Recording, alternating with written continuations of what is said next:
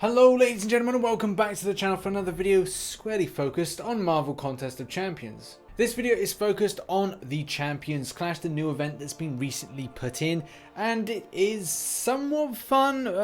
Well, I don't think anything's really fun. It's a challenge. The main difference to many other challenges is that there are more parts than normal. In particular, to start with, there is 4 rounds here, and then you can go over to a more difficult round. It's kind of like what Command described as being some sort of like heroic master, and then over this way is kind of the epic, as in the heavyweight. Right, let's begin things with looking at lightweight. If you're new to the game or kind of trying to aspire to be better, please be patient. You will get there in the end. And it's all about collecting loads of 4 stars, loads of 5-star champions that are going to be helping you a lot more. Whether or not you're ranking up them to pack a punch, that is something you should focus on at a later date. But always do as much as you can do. Don't force yourself to do any more. Yeah, you can overly spend with the game, and I don't, think that's an advisable thing. But at the same time, if you are able to do that and you're able to do that, you may find that you're spending quite a bit of units, and it may be best to assess. You don't want to be overspending. Either way, lightweight is a good starting platform and shapes the way with things like knockout and so many other decent buffs. That is something to focus on. I've first of all tried to focus on we need something in here like a champion that does lots of stun, and to a degree that kind of worked, but I tried experimenting with Ronan and I didn't find it as effective as I wanted to. But there are a lot of champions that do deliver a good amount of stun, and as it says there, 10 seconds worth of stun is going to help you to kind of boom, knock out the enemy, or 300 hits on a combo. If you're good at evading and you're good at that side of the game, then you'll find this a complete breeze. But there are things to, concern yourself with, and that is like champions like Iceman, which is going to cold snap, which is going to take off a lot of your health when it comes to the start of the fight.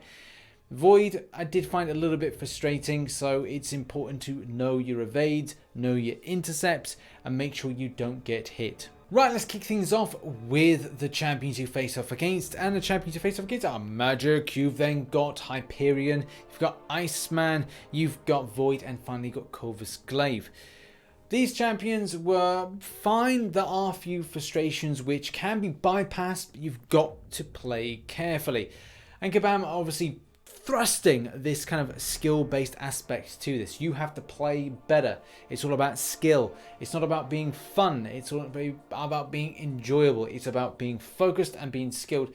Not the greatest thing in the world, I must admit, coming home from a stressful day at work, school, life, whatever, and then you've got to really focus on making sure you don't drop any kind of movements, because you will get smashed if you make a mistake. For those doing lightweight, it isn't actually so bad. But if you're finding that you don't have the champions of the caliber that you maybe want, it's like, for example, you've got a 3-star blade but not a 4-star, then you might find this a little bit more difficult, and at the same time going up against a boss like the champion can be a little bit annoying if you don't have key champions like Archangel.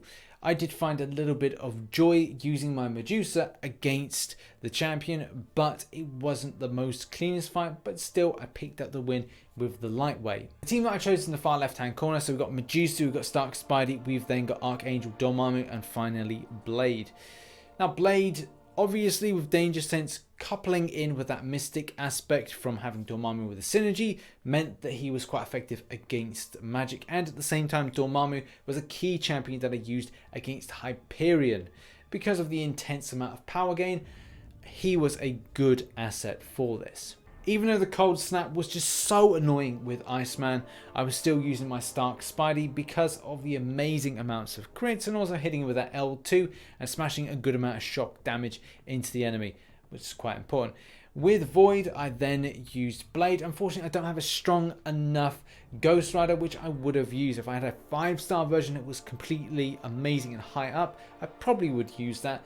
If I get him in my next 5-star opening, then that's great. I've got a Mystic Awakening gem. Though I was thinking about waiting just in case the Scarlet Witch 5-star gets released, and I'd be like, yeah, that would be a good asset and good kind of like choice there. And finally with Corvus Glaive, it was just a smattering of different champions that I had left over, but this wasn't ideal for the heavyweight version. And the final point to say is there are other champions that you could use for different things. You know, you've got champions that have indestructible like Luke Cage and the intense amount of stun damage that could be put. I've heard a lot of people use champions like Punisher 2099 using the 100 charges, and then it's a case of hitting up the heavy and like repeating over and over again with the stun to get those 10 seconds consistent stun to then obviously pick up the win. There are a few ways that you can balance this out. Personally, in experience and testing, I didn't find any of them to really work, but you know, you've got to trial and error these things. Look to power controlling champions against Hyperion. That is pretty important, and at the same time do watch out for your evades when it comes to projectile based attacks, when it comes to Void, and also we've got the same thing sort of with Iceman when he hits that energy blast at you. And maybe I could have used a champion like Captain Marvel with the absorption. That would have been a good idea for that, but you know, there's loads of different champions. Pick and choose the best ones for this. Right, so now we're into overtime, we're into heavyweight mode, and this is the point where the AI is incredibly responsive, and also it's just very proactive. It can be quite bad, say if you're in an area that's got rural Wi-Fi or rural connections, internet connections, which I'm in at the moment. I'm nowhere near a city, so it means that my connection is pretty poor, and I thought I had a pretty decent connection. However though, it's just a little bit annoying, but I kind of got through it in the end. Those with older devices may suffer a little bit, so I think before that you get into it, make sure you rebooted your device, make sure it's cooled as well, and at the same time maybe look to kind of replace it at a later date. That's something I'm looking forward to, is updating and upgrading the kind of tech that I'm using, because there is a little bit of latency and a little bit of lag, coupled with the fact that I kind of live in an area with this kind of rural internet, so it's not exactly perfect. Either way, I had some decent fights, some one-shots which were quite impressive with Hyperion and also against Iceman. Against Iceman, I used my lovely little Stark Spidey. It's such a nice kind of addition to my roster, and I did really enjoy it. Against Corvus, using champions like Medusa, it's kind of like an unsung hero using against that, but don't put the shattered armor on. I used the L2 at the same time, just made sure I didn't kind of go over too much with armor breaks, because if you put a debuff over time effect, you're going to be punished with specials hitting you quite quickly, which isn't great.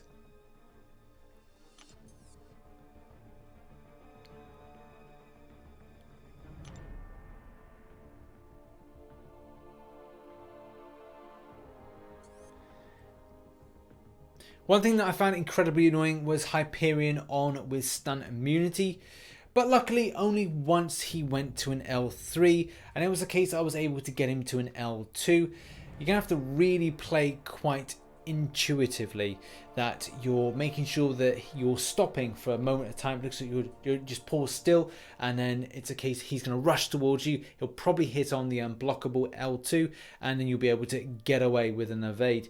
Sometimes that should work, but most of the time I found myself that it did work. And a lot of people for this fight are using champions like Magic. I found that my Dormammu was incredibly effective with having degens when it's a case, obviously its awakened ability is that when a buff expires, a degeneration effect is put on, and I got a degeneration effect put on. I keep saying degeneration, like Degeneration X, DX. And the final boss, the champion. Yeah, this was the point where I had a rush of shit to the brains, where things weren't just playing out as I'd hope. So if you have experience with face off against a guy in Uncollected, you'll know that using champions like Archangel, I've seen people use Stark Spidey, I had good kind of experiences with Medusa, and obviously it's all about stopping that regeneration in its tracks, so there are other champions to use that are going to be able to do that. Now, first run went quite well, but I did make a mistake which then killed me off. Then I went back into it and was finding that when I was using Archangel, every time I hit up a parry and then was going in for a heavy attack, as you do with Archangel, he was getting that Primal Fury, he was getting that Unstoppable, and it was killing me. I was just like, this feels incredibly trollish. And the final thing is a little bit of word of warning. As soon as you start the quest, you have to see it through to the end.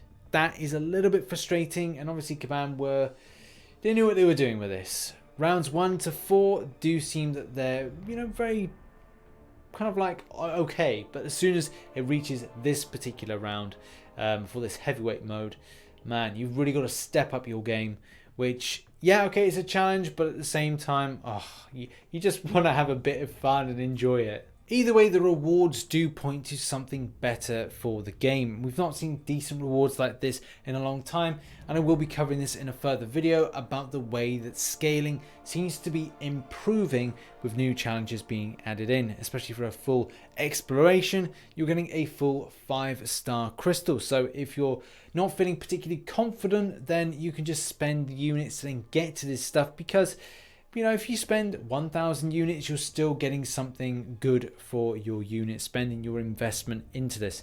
Having a tier 2 alpha is great, and as well, having the 6-star shards and the signature stone is fantastic in any case. Even though the heavyweight exploration is a tier 4 class catalyst crystal, as well having the 4-star generic, it's, yeah, take it or leave it with that. I think a lot of players may kind of feel like that could be improved, but still, if you do the complete act completion as well as the exploration, it does look more substantial than normal.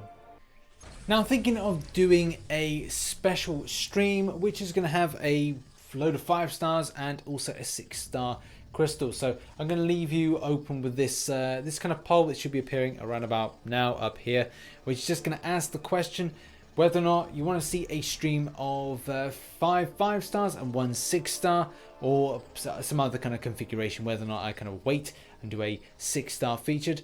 I don't know. I'll leave it up to you to decide that. But I thought we'll open up this 4-star awakening gem, which I don't really know if there's a 4-star that I particularly want, but I'm sure that I could utilize it somewhere. And it's science. So whether or not I get decent science in the future, I can just awaken it. Yeah, just quickly looking at a list, I don't really have anything, but I am interested in maybe rank 5ing this century here and playing about with the champion, or the champion synergy with this, which obviously, as we know, is quite devastating. So thank you very much for watching this video all about champions that are quite helpful and quite useful, and also what to watch out for in the Champion Clash, the new challenge that's been added into the game. If you enjoyed the video, hit that like button and subscribe for Marvel Contest of Champions based content. Hopefully your grind is good in the game, and don't push yourself too hard to get stuff. It will happen to you in the future. It really will. Don't worry. Be patient and lots will come for you. Just stay grinding and stay active each day. Thanks so much for watching. I've been RichTheMan. Like, share and subscribe, and I shall catch you in the next one. Bye for now.